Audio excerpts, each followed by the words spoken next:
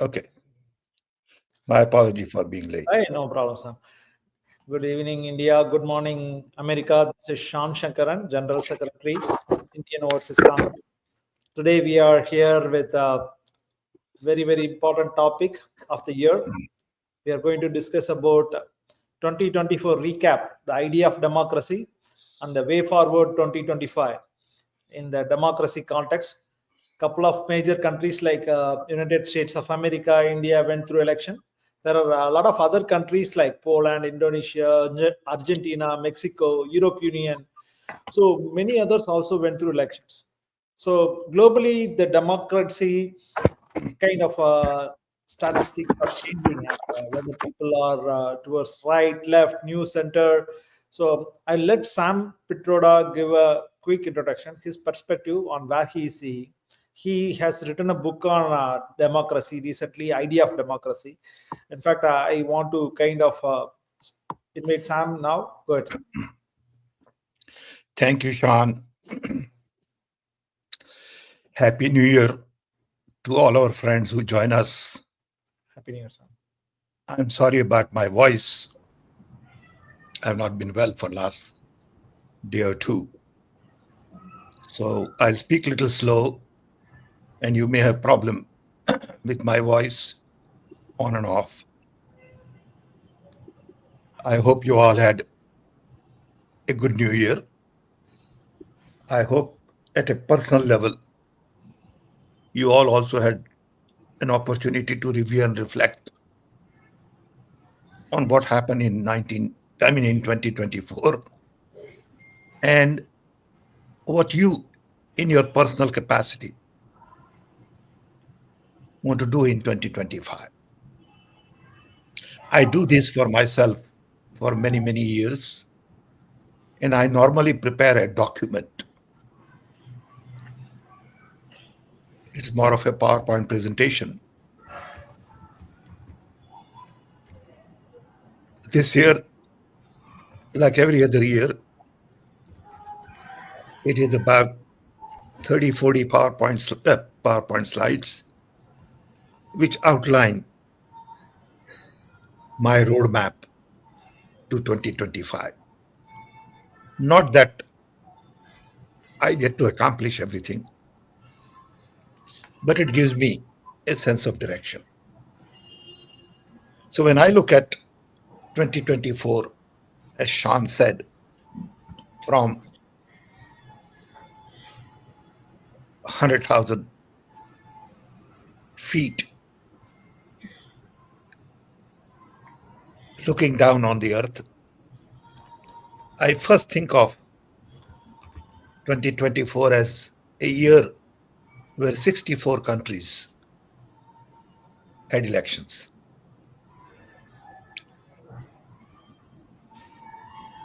And in the process, on one hand, democratic agenda has moved forward because many countries voted for democracy. But the challenge to democracy continues. The global trends reflect people's desire to live in a free and fair environment where justice can be assured, equality can be assured, and economic prosperity is seen as the future for everybody. Unfortunately, we have seen in the last year that rise of authoritarian politics and policies have increased. The results in the largest democracy in the world, India, and the oldest democracy in the world, US, has shown that we prefer democracy, but at the same time, authoritarian policies are gaining grounds. And it has huge implications on economy, equality, diversity, inclusion, and sustainability. Going forward,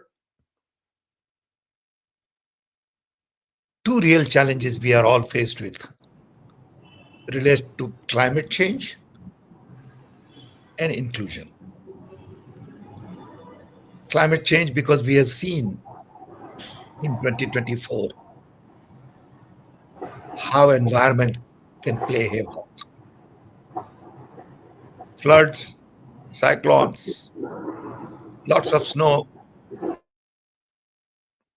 forest fires, and the list goes on and on. The damage done in 24 is a reminder that we pay little more attention to climate change than we have. And whenever you have authoritarian policies, climate change unfortunately goes on the back burner. Similarly, inclusion assures diversity, equity, dignity, respect, safety, security of the minority. All these issues become a major challenge under authoritarian regime. History has shown us what it ultimately leads to.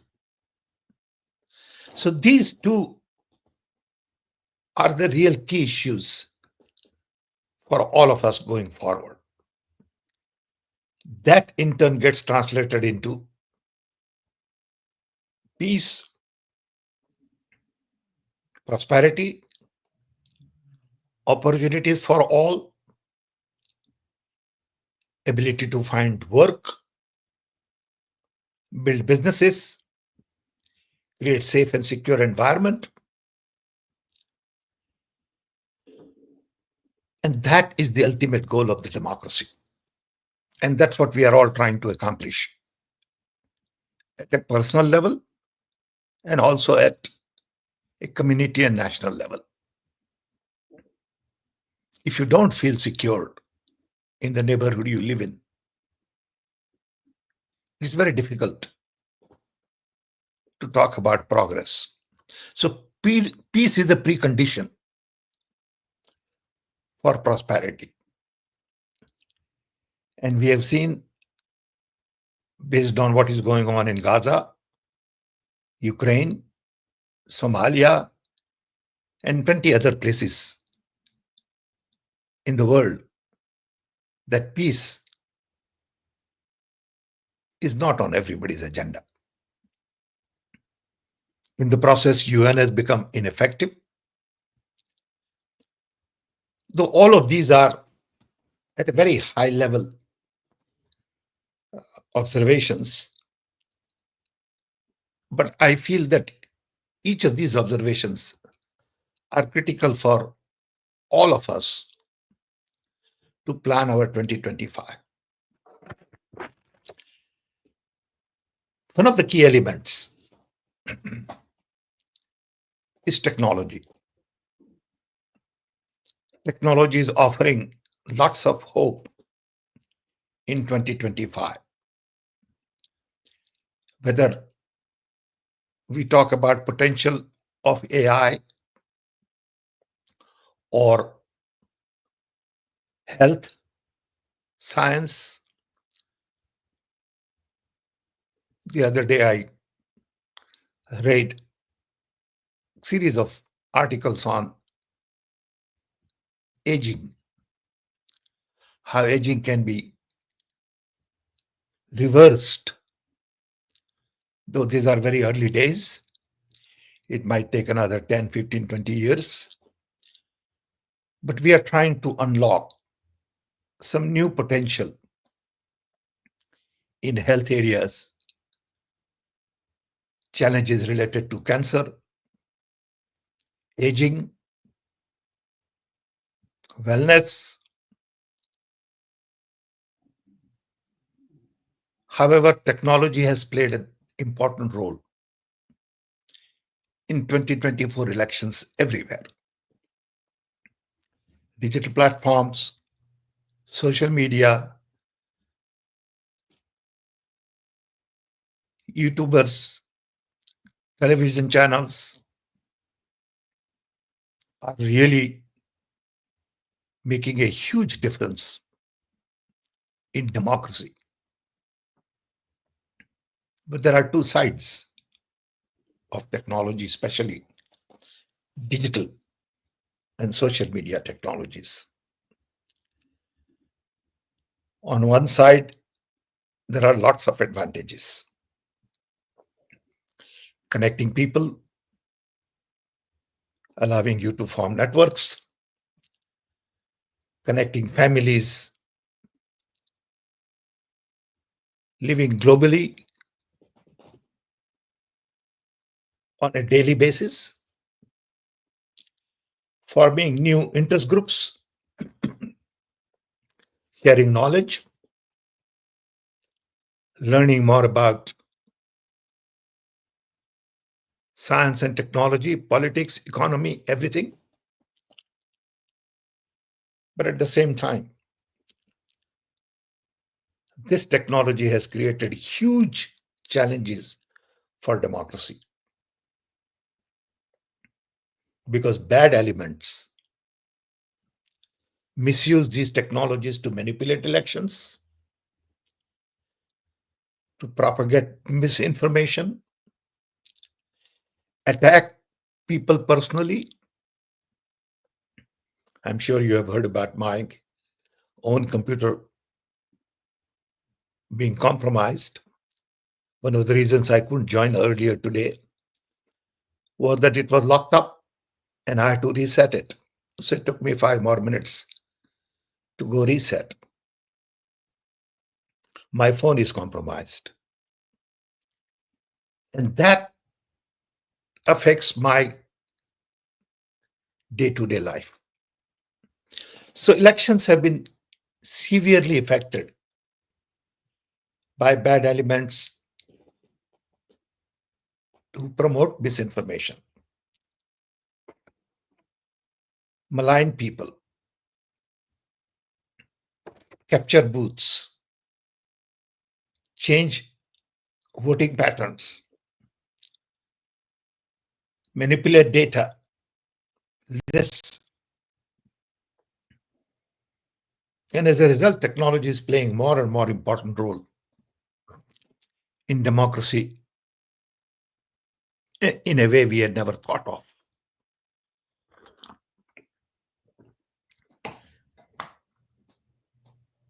Digital platforms are also, in a sense, democratizing hate. Everybody finds somebody to hate. And everyone has opinion on everything. This morning I saw a video by someone who apparently hated Dr. Manmohan Singh for whatever reason, personal reason. And he has some very bad things to say.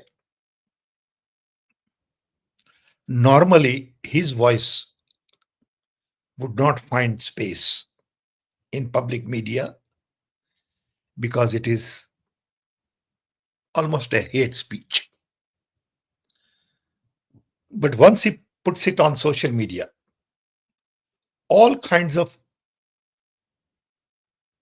interest groups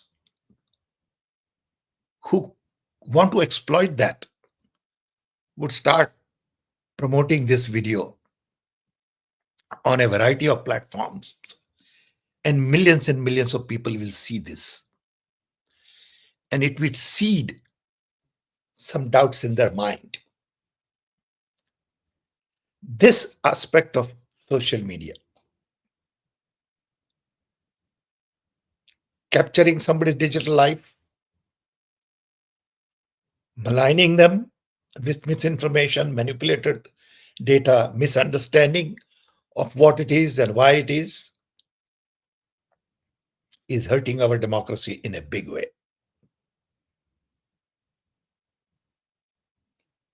Systematic trolling, and I've seen it in my case, really takes a lot on individual and his families.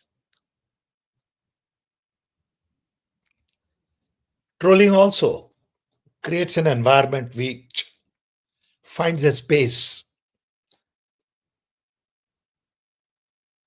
on Wikipedia, on many other digital platforms where people search for you. In my case, I can tell you, though I don't look at any of this stuff, but once in a while, friends will alert me that, oh, I saw your Wikipedia and there is a special section on controversy. There is no special section on my work in Telecom, on my spending years and years on Knowledge Commission, Innovation Council, all the work I did in India. But there's a special section on controversies created. And these controversies were really manipulated. And it affects not only individual, political parties, national politics, elections, and ultimately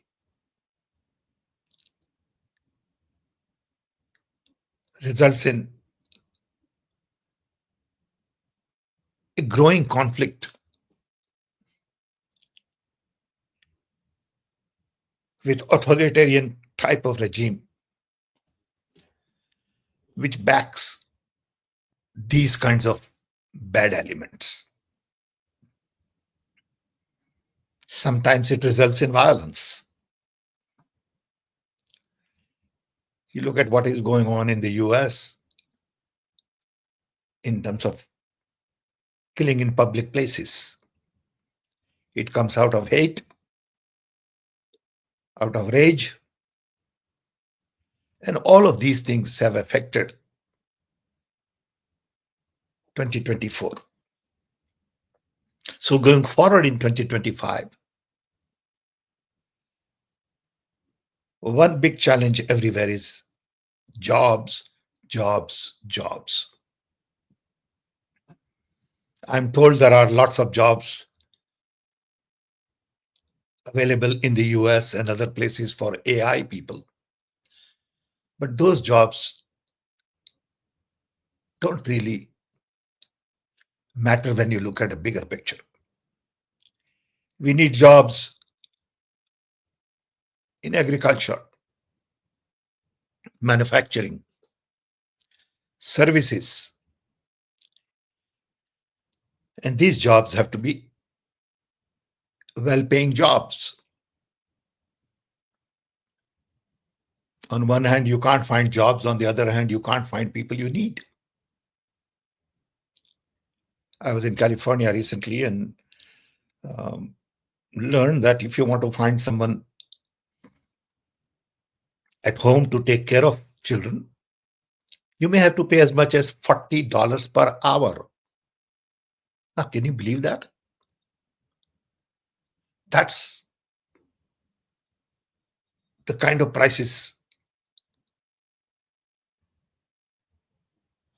which are considered normal in that part of the country. Housing is very expensive in that part of the world. Help is very difficult to find. And then on top of it, California produces a lot of food for the country. So where do you find agricultural workers? And then you have this immigration policy of the new government coming in. And all of these challenges in 2025 are going to affect all of us. So first impact is going to be on our work, whether it is through AI or through other technologies related to AI, new tools, new methods, or through new workforce, we are all going to be affected in 2025. Cost of living is another area of concern, inflation. Not too long ago, home mortgage in US was 3.5%. Now it is almost double. Double. How can young people afford to buy housing if these kinds of interest rates continue?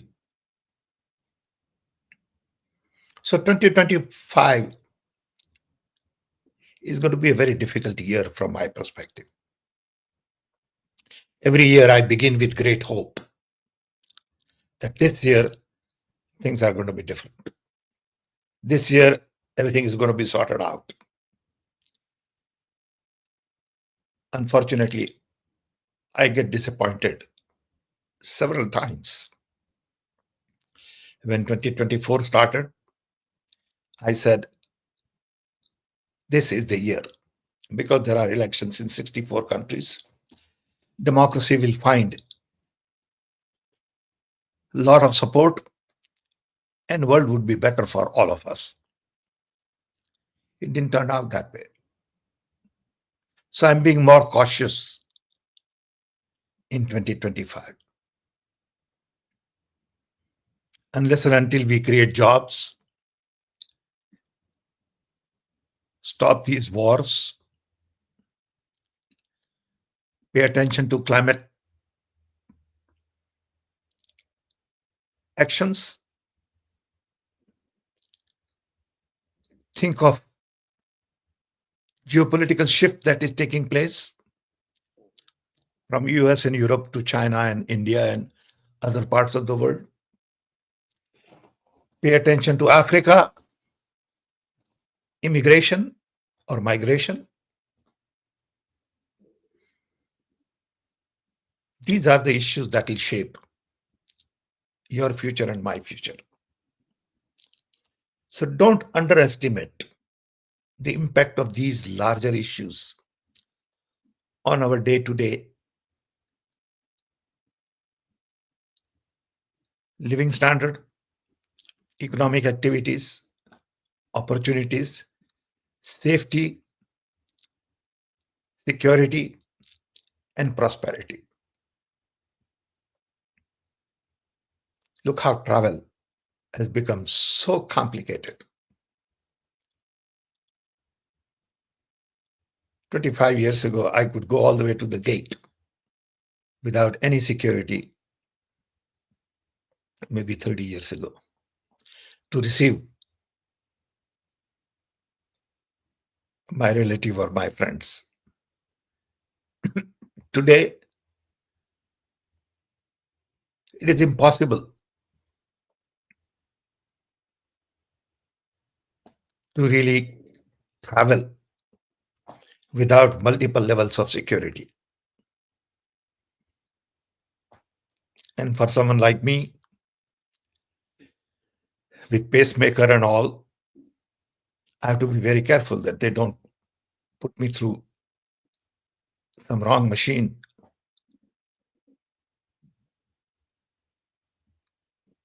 You have to make sure that your laptop remains with you, because everybody has Apple, MacBook. They all look alike and they all have to put it in a separate basket. So the travel has become too complicated, as an example. And it will get further complicated in 2025. So in a nutshell,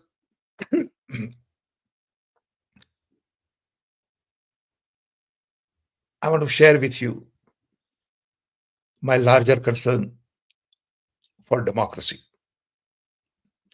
We all want to live in a free and fair society where inclusion is assured, opportunities are available to everybody, and safety and security are equally assured. And I think this is going to be a challenge in 2025. With this sort of a long introduction, we will open up for a broader conversation. And I've told Sean that I would like to see more interactions than one-way communication. I think in the last few sessions, I've seen that whenever we have guest speakers and all, there is very little time for you all to interact. So I want to make sure that every time if possible, we keep at least 30 minutes to interact with everybody. We appreciate your support. Our numbers have been increasing. More and more people are joining us. And we have to make sure that it is more participating. And with this, I want to once again thank Sean and Priyambada for this great opportunity to interact with everyone. And once again, wish you a Happy New Year. And let's open up for a broader conversation. Thank you, Sam. I think it was great to see you back, and we never took a break originally as intended for holidays. So I want you to recoup well, Sam. So sad to hear you are not well. That happens. There are a lot of people sharing their New Year pleasantries. Deva Darshan, Sukumar Rajan, Sure. and Rajesh Shumrania. Good. Okay, what will be year 2025 for young generation? Rajesh Shumrania. Younger generation are really looking for good education and good job. We as seniors, sort of in the government, outside the government, have to assure that young people do get these opportunities. Look at what is going on in India right now about the exams and education. Quality of education has really deteriorated. Jobs are just not there. Okay.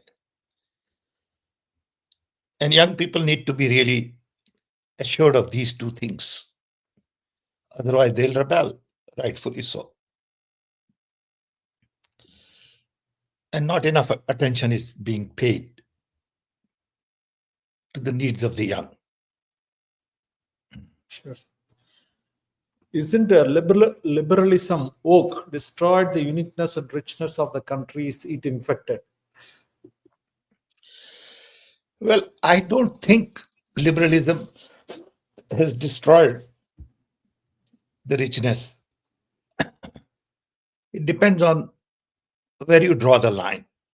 Liberalism is more about democracy that works for the people. Liberalism is more about equal opportunities, inclusion. Globalization may have had effect on what you are saying, because globalization hasn't worked for everybody, because different people have different working systems. Globalization has worked very well for China, where authoritarian regime could find 100,000 workers from villages, line them up in bunkers, and force them to work for 10 hours a day in a very hostile environment, bad living conditions, very poor pay structure. And that has created huge wealth in the country, because all the production that was looking for low cost went to China. And all of a sudden we find that nobody else is in manufacturing. China is the only country manufacturing. So I think liberalism should not be confused with globalization.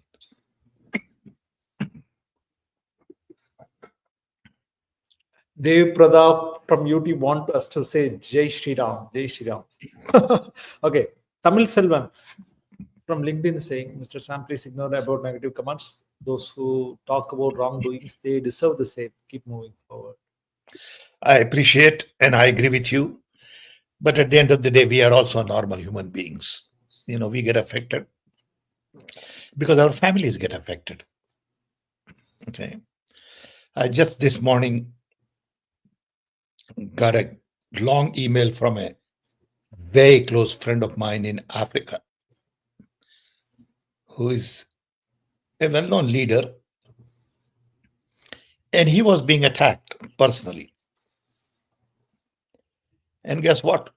His wife had nervous breakdown, not him, because family couldn't take it. He could take it because he understands this well. He has been in politics for 30 years. Okay. So his wife had serious nervous breakdown because these things not only affects you, but it affects your family, friends, loved ones, your children get affected. And you don't even know sometimes. So, we are all human beings. We all live with family, friends, and it's not that simple. I wish it was that simple, unfortunately. But that's what you sign up for when you want to be a public figure. Okay. And you make mistakes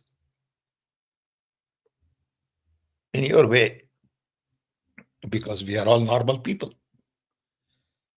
Somebody would come and say, oh, you should have done it this way. Fine. I agree with you. But then I didn't, as an example. Okay. So we pay for it. That's okay. Nagendra. Nagendra Madhavaram from Facebook is asking, in 1947, Pandit Nehru, wary of religious extremism, established institutions to protect democracy. His concerns now seem prescient as democracy is currently in critical condition. In 2025, we must develop innovative methods and strategies to restore and strengthen our democratic system. How hopeful you are about India, in particular, about this protecting the institutions back, Sam? I think in India, there is a different agenda. Agenda of the RSS, and I'm not an expert on it, so you'll have to take my words with pinch of salt. Their agenda is to make Hindu Rashtra, to make sure that the minorities, Muslim, Christians, Jewish, Buddhists, are reminded that they are a minority. All of a sudden you see everyone says, oh, but there was a temple and you build mosque. Nobody's asking, hey, what was it before it there was temple? Okay. If you want to go fight, saying there was a temple, yeah, but what was there before the temple? It was a tribal land. Okay, so ideally, it should be a tribal land. But is that possible? I'm just giving this as an example. Now one can argue about the logic of it. Okay. So the message in India is not about equality, justice, inclusion, opportunities. Message in India is about religion. It's about your caste. It's about upper caste people trying to keep their hold on assets, jobs. So the fight is very different.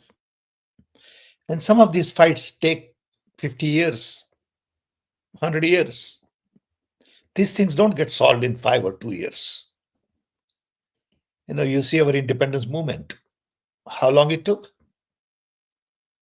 It didn't happen in 12 months or 6 months. Sometimes that fight goes on beyond your own life. So, history of a nation is very different from history of an individual. The fight we have in India today is a very serious one. It is ultimately going to define the India of the future. And people of India will have to decide whether they want to build a nation which is more secular, safe, and secure for everybody, or dominated by one group of people. And we have seen the results in Pakistan, Israel, and other places where religion is the foundation of the political system. India is too complicated, too diverse for that. Too many different languages, too many different communities. India's strength is diversity, and you got to build India on the basis of diversity. And that's the basic fight going on. Okay. And in the process, everything else don't really matter. Sure. So it's a method of building a nation. Okay. Yes. Rautare, Siddhartha Ray is saying, ignore these controversies. Your righteousness has done great things and you are doing great. you're very generous. I'm at the end of my career. In May, I will turn 83. Okay. So I want to really encourage young people, work with them as much as I can, and make sure that we bring best in our young. Okay. And I work with young in Mexico. I work with young in Europe. I work with, lots of people all over. India is my love because I was born and raised there. Okay. But I'm equally concerned about the world because we are an important part of this global community. Okay. So thank you for your comments, and I appreciate kind words. And I look forward to your participation in this journey. Sam, I have identified some important, interesting topics of interest on this context from the community. Maybe just try to see, in case if you can answer in one Sure. word or one sentence. Sure, I'll What, try. what do you think about saved democracies? I think there is a global phenomenon saying that, okay, democracy is ending. Save democracy to me mean that all our institutions should be given autonomy that they deserve, whether it is judiciary, universities, police, income tax office, government servants. Everybody should be given freedom to do their job without political interference. Awesome. That's item number one. Item number two, civil society should be also given freedom to be watchdog and service providers. If somebody wants to start a school in some small little village funded by local community, give them more freedom. Don't just interfere as a government and say you should do this and you should do that. So civil society has a very important role to play. And it is in general public interest to make sure that they operate along with government, business, and civil society. Third, we got to have fair and free media. Media that is unbiased, media that is true to the local community, media that is not used as a propaganda machine, And if you really look at these three things along with scientific temper, we have to make sure that there is logical, rational conversation. Conversation cannot be about this God said this and that God said it. Okay. Or I saw a ghost. Okay. Last night and ghost told me to do this. Or light 50 lamps and all your troubles will go away. You know, or pray this God and you'll go to heaven. Okay. It's not logical. It's not scientific. I want scientific, logical, rational conversation. And that mindset is difficult to develop in some communities. Okay. Sure, sir. I tell you, once I said that temples are not going to create jobs, and people just went wild. Okay, saying no, temples will create job because some people are needed to light lamp, people are needed as pujari. I mean, come on. That's not the conversation we are having. But what do you do? It Sure, sir. happens. Okay, save constitution. Just try see in case if you can be brief, Sam. So I have a bunch of topics, maybe more than Sure, 10. sure. I'll be very brief. Save constitution implies that whatever our founding fathers set as our ground rules, we need to follow those ground rules. Not that they were right on everything, but the framework should be intact, because that constitution ultimately says equality, justice, human rights. I mean, we can't say that, look, I have a right to kill anybody. Okay, that's what we are talking about when we talk about save constitution. Everybody would be treated equally. We don't care what religion you believe in. Okay. To me, they're all equal. When we started C dot in early days, it never occurred to me whether this engineer is Hindu or Christian or Muslim. They were all great engineers. They were all young people, and there are no preference. Preference was talent. Yeah. And when that is broken, you're breaking your constitution. Yeah. Awesome, Sam. So in fact, right behind in my photo, we can see Mr. Narendra Modi when he took charge as Prime Minister this 2024. He worshipped the Constitution. Maybe because I think Rahul and the entire opposition was talking about how the Constitution is towards dilution. So I think Rahul clearly told in Parliament that this whole war is between Manusmriti and the Constitution, which is written by Ambedkar. Yeah. So, but all these are fundamental issues. I don't know why we are even debating these issues. The fact that we have to debate day in, day out, for years and years, these issues tells me there's something fundamentally wrong. I don't want to debate about equal rights to women. I don't want discussion on it. Okay. Women should be paid same salary as men should be paid. It is not for discussion. Okay. it's very unfortunate. We need to do a entire yatra for saying Jai Bapu, Yeah, Jai it's Bhim, Jai wrong. Samvitan. Exactly. Because I think people forgot the roots, or at least the entire propaganda of the current ruling government is towards diluting this entire age-old constitution. Yeah, I don't need to be reminded that I should respect other human being. Yeah.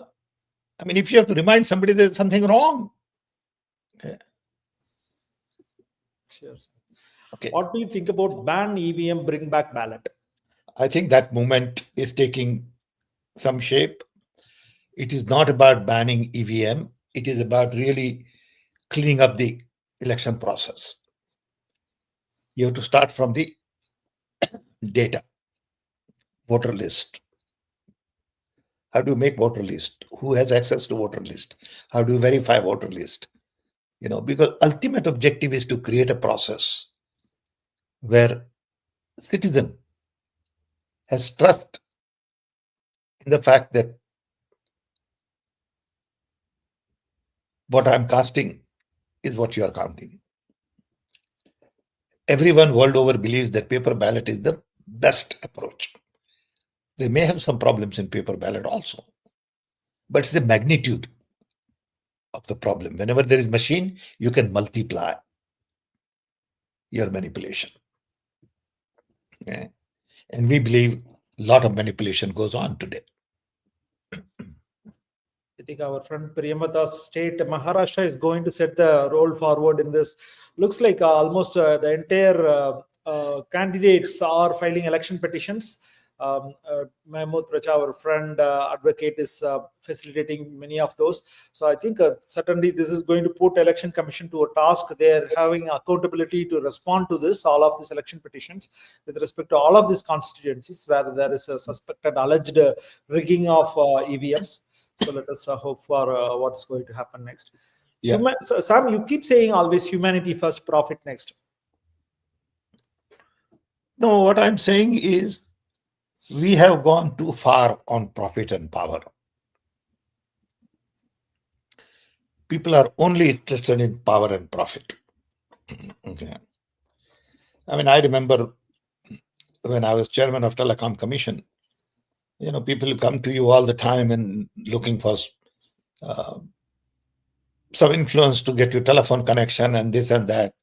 And when you cease to be Telecom Commission, nobody will even talk to you overnight. I mean, it's so sad that overnight your connections change because you are no longer distributing favor. What it says is community only respects the power you had. They don't recognize you as a human being. And that has to change. You have written a book around this hyper-connected world, hyper-connected, borderless one world. What are your thoughts? How it is going to play into democracy? I firmly believe that for the first time, even in the human history, we have an opportunity to create one world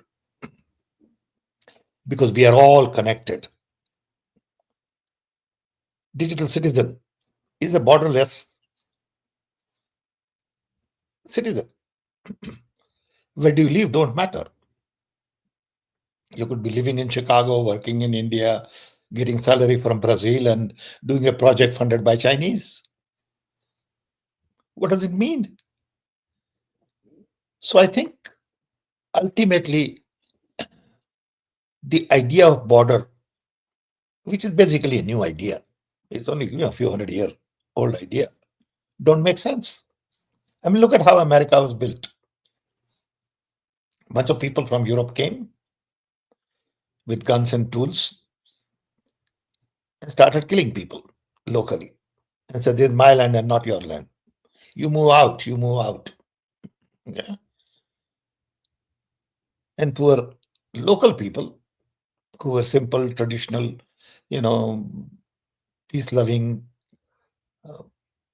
were thrown out of power. Now you call that your land. Fine. Then what you do is go buy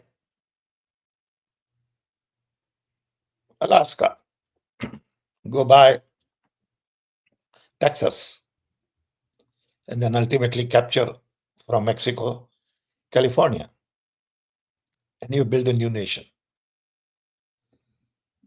And now you don't want Mexicans to come across the border. It was their land. It was their country. But this is what is going on everywhere in the world. It's not just the US. Okay. So the whole migration issue is about opportunities. People feel that opportunities are somewhere else, so they move. So I believe, and I'm working with a very bright young man from India, very hardworking, sincere gentleman called Nabat Khan. He's somewhere in Rajasthan, and he has spent a lot of time looking at the world government. The organization that Einstein started in 30s about uh, global constitution and global governance. I think time has come. In the next 10 years, you will see a lot more activity on global constitution. Why can't we have a global constitution? Which basically lays out 10, 12 important things that we, will protect our environment. We'll have equality, sort of justice. We'll respect diversity. We'll live with peace and not build too much defense industry. You can lay out 15, 20 things that everybody agrees to. That's a starting point. And then we need some kind of global governance. UN is not working. Yeah, become stooge of US. UN is not working. We need global governance. How to do it, when to do it, are the challenges that we are all faced with. Sure. So hyper-connected world is a borderless world. We have to really understand and accommodate. And we are headed toward one world. The next Next one. 10, the next 10 are said as the top 10 problems of democracy in an article. Erosion of trust in institutions. Very true. I think it is the top on my list.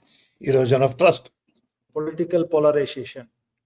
It is okay to have political polarization, but the question is up to what level. No? So, Threats from authoritarianism. say it again. Threats from authoritarianism. Yeah, it is a big threat. You saw what happened in Nazi's time. That was one extreme. I'm not saying that is the situation today, but we have seen the results. Okay. So we have to be careful. Okay. Misinfo and disinfo. Misinfo and disinfo, I don't know where to draw a line, really. Okay. Misinfo is really to change the truth. Okay. Voter suppression and electoral integrity. It's part of the process that we talked about. Okay. Economic inequality. This is the biggest challenge in the world today. Very few people are very rich, and lots of people don't have enough to eat. People complain and say, why am I in this position? What did I do wrong? Why is everybody having good time and I'm not having good time? But they compare and say, how come I'm not rich? How come nobody's taking care of me? How come, I'm left behind? That is the inequality we are talking about in the world. This may open up civil wars, actually. Exactly. World is not perfect. It is not full of justice. Okay. So you can't go on asking, saying, why not me? You have to make best of yourself. You may be lucky that you are born in a rich country. That's a starting point. If you are born in Africa, you know your luck. If you are born in, a very poor family, you know your luck. Okay. Then you have uphill battle. Okay. It's not your fault, but that's the way it turns out to be. Okay. If you're born in America, you have a good start. Okay. If you're born in a rich white family, you have a great start. Okay. And then you can't say, well, how come that fellow is getting all the favors and not me? But that's the way it is, unfortunately. Okay, what can I do? So, decline in civic engagement. Because civil society is not allowed to function in many places. In India, if you want to send donation from America to any NGO, it is a major task. Okay. I don't know why it is that complicated, but it is. Okay. Because everybody's afraid. Look at the kind of attacks you have on Soros. Okay. It don't make sense to me. Okay, guy is doing his stuff, you do your stuff. Okay, you may not agree with him, that's okay. But you can't say he's interfering in India, he's doing this, he's doing that. Okay. But that's how our discourse is. Okay. Climate change and environmental crisis, which also you briefly talked. To me, it is same. There is environmental crisis world over. Whether you look at Yamuna River in Delhi or our Himalaya mountain and landslides and all, or you look at plastic in the ocean. The other day on TV, I didn't know this. I learned something, and you learn something every day, something new. And this was about all the oil wells which are not capped with a cap in the US, and how these oil wells are polluting local water. Okay. In Africa, and even in Texas, and even in California. I mean, there are millions of oil wells which are not capped. That means the guy who made money left a disaster for you to deal with. He took his money and ran somewhere. Didn't do his job to, seal well properly. Now that's an environment disaster. It's an environmental crisis. Globalization Globalization's and impact on national sovereignty. I think every country will have to plan their own version of globalization. What to globalize, when to globalize, how to globalize is a local challenge. You have to balance between localization and globalization. There are certain things you can't do locally. You can't produce chips locally in every country. So every country can't say, I got to have my own semiconductor plant. Country will have to look at their core competence, like a community or like a family. You got to look at your core competence. Am I good at art and craft? Am I good at manufacturing? Am I good at science and technology? Am I good at math? Am I good at producing these kinds of goods and services? Okay, am I good at software? Yeah. And then decide how to design your globalization. You can't design globalization based on what everybody else is doing. Okay. Sure. What do you think about technology and surveillance?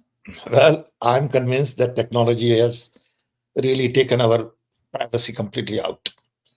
There's no privacy. Okay. Everything I do is public. Every word I say to somebody is recorded and can be misused against me. Okay. Misuse against me not by bad elements, even by good elements. Okay. So you have to be very careful on what you say, how you say, whom do you say, when you say. It has become a big challenge because your footprint is left everywhere. What I say today, though I'm too old, but if I was young, and let's say I went to a bar and had a little fight, and it is recorded, it can come to haunt me 30 years from now in some election that I was going to contest. Like, oh, when you were, young, you were, violent. So you have to be very careful because there are people out there who will misuse your information, who will blackmail you, who will mistreat you, who will threaten you. Okay. And you have to accept that you are a normal human being. Once in a while, you make mistakes, and maybe you had a fight in the bar when you were young. That's okay. I accept that. And my apology. So there is no privacy, believe me. Who is new center, left or right? I don't look at world in terms of left or right or center or communist or this and that. I'm more of a radical humanist. I look at world more in terms of, is this human? Am I fair to little child? Am I fair to my friends, my community, my neighbors? Okay. Do I really worry about prosperity of others? Do I sacrifice? Do I always take advantage of somebody? Okay. To me, I have to ask fundamental questions in life all the time. You know, I may have given this example, I'll give it again. A psychiatrist friend of mine told me once that there was a game being played, football game in New York, and Giants were winning. And everybody will stand up and clap and scream and all that. And one old man won't get up, won't stand up. So at the end of the game, this young man asked that old man, he said, "Why didn't you enjoy the game?" He said, "No, I enjoyed the game." He said, "But you never cheered." He said, "I was trying to figure out, is it good for Israel or it is bad for Israel?" He said, "I couldn't figure it out." The point is, his thing was very clear. So you have to sometimes in life ask fundamental questions. Is it good for environment or not good for environment? If it is good for environment, I will do it, support it. If it is bad for environment, I will not do it. I might resist it. And my resistance level will depend on my resources, my commitment, whatever. Second, is it good for people or bad for people? If it is good for people, I'll support it. If it is bad for people, I will not support it. Unfortunately, today we are asking a question, is it good for my profit? Then I'll support it. If it is good for my power, then I'll support it. So you're wrong focus. And that's the fight in the world today. That's why all the rich and famous control everything. That's why if Elon Musk says something, world pays attention. Golden boy with the golden spoon. Yeah, no, it's a golden rule. One who has gold makes the rule. It's that simple. Golden rule is the one, or golden rule is basically about one who has gold makes the rule. Sure.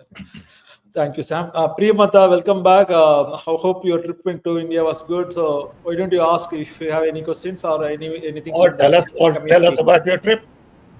I'm still in India actually. Okay. Cool. So yeah. Happy New Year, both of you and everyone. So sir, I have a question with regards to India. So what with the EVM taking control of every election and one party like winning the states they want, and the thing is the morale of the democracy warriors is low now, so because they don't see any, there is no point in fighting unless, because there's just one party winning, and it's like we are going towards oligarchy basically, because in Mumbai I see like day in day out the land parcels are sold to just like two businessmen, so it's like concentration of power. So I just want to know, what message would you give to volunteers like us, like who have lost our morale, like, we don't see any light at the end of the tunnel. So what do you think, how should we move forward in 2025 with this fight, ongoing fight? What are the basic things we should cling on and hope, that things will improve? Because right now it's totally like nobody's or everyone has lost hope basically, with Maharashtra First of losing. all, I would not lose hope Okay. because you're looking at a short-term events. Think of long-term. You're young. You got to think of minimum 50 years. If I have to think of minimum 5 years, you have to think of minimum 50 years. You have a long way to go. This will be over very soon. So one, never lose hope. Two, don't get discouraged because there are times when somebody loses and there are times when somebody wins. And those things change. One who wins cannot go on winning all the time. And one who loses cannot go on losing all the time. Look at the probability. When you roll a dice, you know that you can't have 6 all the time. Yeah. So I would say we are going through difficult times. There are elements in the society, civil society, who have taken up the election issue. I know 2 people and their groups who are very active. One is Pracha. Pracha has been very vocal. Some people like him, some people don't like him. That's okay. But he's committed. I don't have to agree with him on everything. But he's a good person. He means well. He wants to fight. And then you have Deva Shaham and the group of civil society people who work with Justice Lokur. Citizen They've done Commission on a lot of Election. work for last 3-4 years. And these two are carrying the torch. I hope political parties support them. Well, I worked with both of them. I respect both of them and their associates well. And our job is to really rally behind them, work with them. So getting discouraged is not the answer. When you get discouraged, you have to assume that your opponent is winning. So hang in there. So hopefully, I think even the Congress Central Working Committee discussions during the centenary celebrations last week in Karnataka, Belgaum, spoke about the new path forward, a yatra to propagate Jai Bapu, Jai Bhim, Jai Samvidhan. I don't know what is Jai Bapu. Jai Okay. Bapu is Yeah. Gandhi. So kind of to celebrate all 3 aspects of Indian democracy: Gandhi, Ambedkar, and our constitution. So I think there is going to be a lot of protests across the country, which is supposed to be the agenda for Congress, kind of entire next year till January 2026. So I think let us hopefully expect a bunch of things, even on this EVM context on that. I am personally hopeful.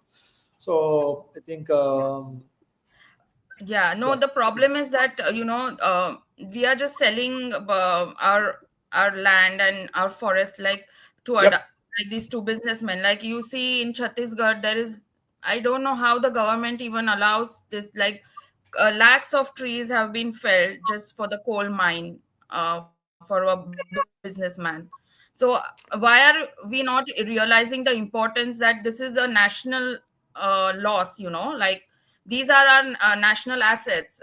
If we do deforestation everywhere, like even in Mumbai, there is constant, like now they have sold a land parcel for just peanuts, to one businessman. So I don't know how the government even forget the agenda of hate for one community, like, but even like, why are we not realizing the importance of our own national assets? Why Because what it's very simple. No, Premvada, it's very simple. Because we are focused on power and profit. And we are not focused on planet and people. It's that simple. Okay. The day we will shift our focus, you will see a new world. So we all have to work towards making sure that we keep reminding people that planet and people are more important than power and profit. Okay. Okay, thank you, sir. I think thank you, Priyamta. Ilango Jairamane is saying Happy New Year. It's a good friend from Chicago. And Beverly Matthews is saying, to bring about change, we need a change of regime. How do we vote them out with all the institutions compromised? Government has put restrictions on accessing data from ECA. So how does one move forward? Very, very interesting question. I think the only way to move forward is to consolidate all the opposition. That's what we try to do, which is not easy to do. But at the end of the day, BJP gets only 40% of the votes, if you're talking about specifics. Okay. What about 60%?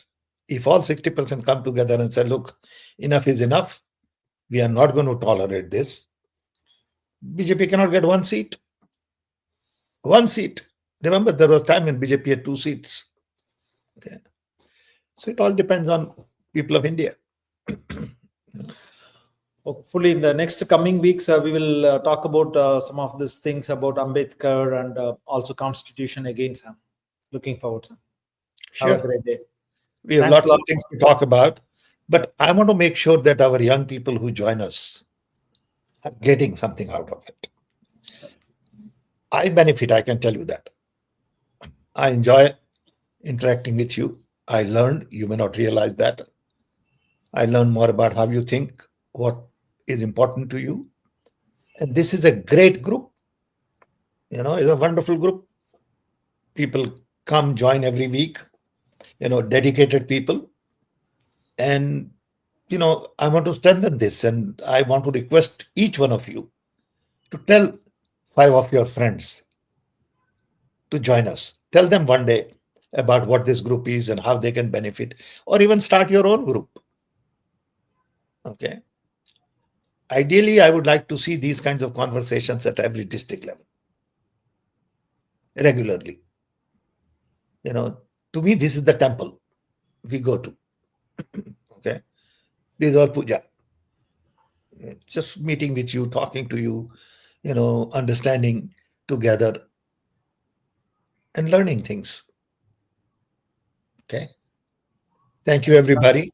It's 51st episode, Sam. I think without your support, we might not have accomplished this. No, you guys make it happen. I just show up for an hour.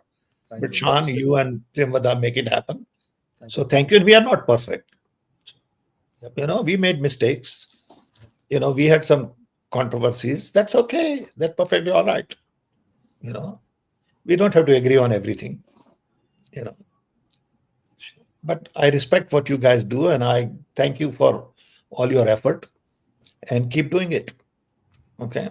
But let's get more people to join and listen to us. Sure. And that can happen if each one of you make a little effort on your side to ask 5-10 people, and maybe 1 or 2 will join. Okay. Thank you, Sam. Thank you, and let's have a good 2025. Sure, Sam. See you. Take care of your health, Sam. Take care. Thank you. Yes, sir. Take care. Thanks, Sean. Thanks, sir. Bye. Thank you, everyone. Thanks.